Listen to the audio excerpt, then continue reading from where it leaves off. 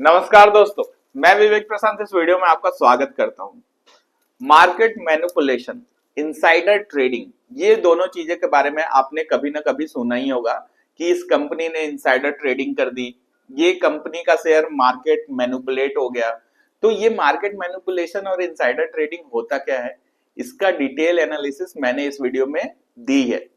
तो आप अंत तक बने रहें, आपको समझ में आएगा कि कैसे स्टॉक में मार्केट मैनिपुलेशन होता है, कैसे पंप एंड डंप किया जाता है, कैसे रिटेल इन्वेस्टर जिनको उतना ज्यादा नॉलेज नहीं है उनको कैसे फंसाया जाता है और कैसे ट्रैप किया जाता है। लेकिन वीडियो में आगे बढ़ने से पहले मैं बता दूं कि मैं विवेक प्रशांत एक सेबी रजिस्टर्ड रिसर्च एनालिस्ट हूं और मैं ऐसे इंफॉर्मेटिव वीडियो डेली अपने यूट्यूब चैनल पर डालता हूं। अगर आप एक अच्छे इन्वेस्टर और ट्रेडर बनना चाहते हैं तो मुझे सब्सक्राइब कर लें और बेल आइकन भी दबा दें, जिससे नोटिफिकेशन आपको जल्दी से जल्दी मिल सके और मेरी कोई भी वीडियो आपकी मिस ना हो। तो चलिए देखते हैं चार्ट के थ्रू कि कैसे मार्केट मैनिपुलेशन हो रहा है और आप कैसे उससे बच सकते हैं। तो आप देख सकते हो अपने स्क्रीन पे एक डीमैट खुला हुआ है, ठीक है, और वहां पर मैंने दो ऐसे स्टॉक लगाए हुए हैं जहां मुझे लगता है कि यहां मार्केट मैनिपुलेशन हुआ है। तो पहला जो स्टॉक है वो है क्लीन साइंसेस। आप यहां पर देख सकते हो वनडे के चार्ट में कि कैसे यहां पर पहले पंप किया गया है और उसके बाद जब रिटेल ट्रेडर इसमें एंटर हुए हैं तो पूरे स्टॉक को डंप कर दिया गया है। आप देखो पहले क्या किया गया है कि पहले इसका आईपीओ लाया गया है, ठीक है, आईपीओ में आपने एंट्री ली और उसको पहले डिस्काउंट पे लॉन्च किया गया है, उसके बाद उसमें बाइंग किया गया है कि आप तब भी बने रहें और नए रिटेल इन्वेस्टर इसमें इंटर हो, ठीक है। तो और उसके बाद आप देख सकते हो कि वो वापस उस प्राइस लेवल पर गया ही नहीं जिस प्राइस लेवल पे ये आईपीओ आया था। तो ये सबसे क्लियर है कि आईपीओ के बाद मतलब कि कंपनी उतनी अच्छी नहीं है, उसका हवा बना दिया गया है और उसका आईपीओ लॉन्च कर दिया गया है और रिटेलर्स जो कि उनके पास उतने नॉलेज नहीं है कि फंडामेंटल चेक कर सके, टेक्निकल चेक कर सके, उन्होंने अपना पैसा जो कि उन्होंने बहुत मेहनत से कमाया है उन्होंने इस कंपनी में डाला है और उसके बाद वो फंस गए, वो एग्जिट ले ही नहीं पाए। कोई भी नहीं चाहता कि उसका जो भी इन्वेस्टमेंट है वो लॉस में एग्जिट करे।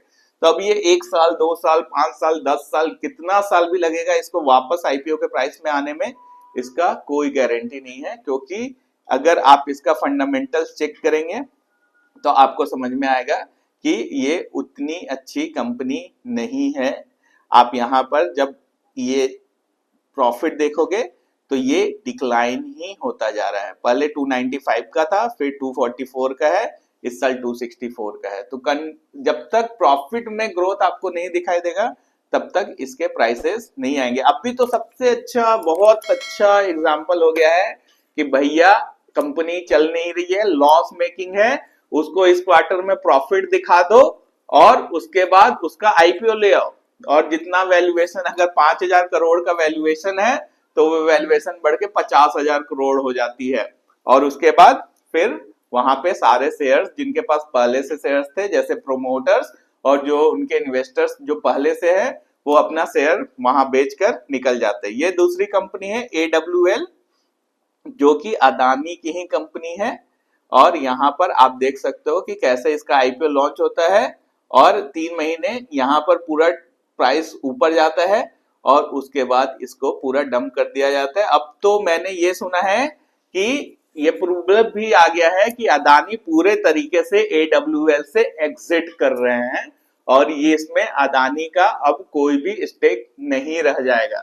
मतलब जो प्रोमोटर्स है वही अपने शेयर यहाँ पर बेच के जा रहे हैं। तो आप समझ सकते हो कि कंपनी का फंडामेंटल कितना ही अच्छा होगा और मैं इस पे कोई कमेंट करना नहीं चाहता क्योंकि इस तरह से आप देख सकते हो। तो आपको बिजनेस मॉडल समझना जरूरी है, कंपनी कौन से लेवल में चल रही है, बिजनेस साइकिल समझना जरूरी, उसके फंडामेंटल समझना जरूरी है कि पी रेशियो क्या है, डेट इक्विटी रेशियो क्या है, ये सारी चीजें आपको बहुत ज्यादा जरूरी है कंपनी में इन्वेस्ट करने से पहले। तो आंख मूंद कर आप किसी कंपनी में इन्वेस्ट ना करें जब तक आपको नॉलेज नहीं है। तो आप किसी फाइनेंशियल एडवाइजर का हेल्प लें जिसको नॉलेज है, वो थोड़ा सा भी नॉमिनल फी में आपके पैसे बचा सकता है। तो ये तो दो कंपनी हो गई जो छोटी छोटी कंपनी है।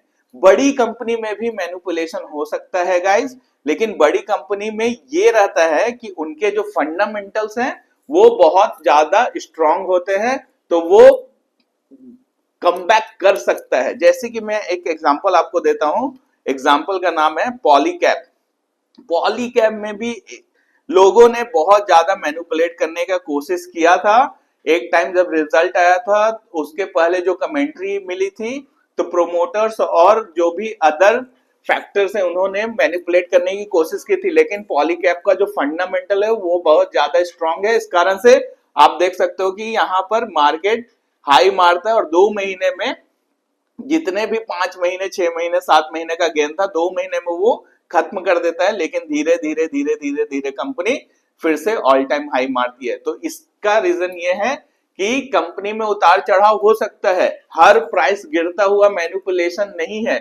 आपको फंडामेंटल्स देखने होंगे, आपको ये देखना होगा कि कंपनी का ग्रोथ कैसा है, कंपनी के मैनेजमेंट कैसे हैं। ये सारी चीजें देख के ही आपको अपने पैसे शेयर मार्केट में लगाने होंगे। ऐसे इंसाइटफुल कंटेंट के लिए आप मुझे सोशल मीडिया पे फॉलो कर सकते हो। बाकी इस वीडियो को लाइक शेयर और सब्सक्राइब करना ना भूलिएगा। Thank you.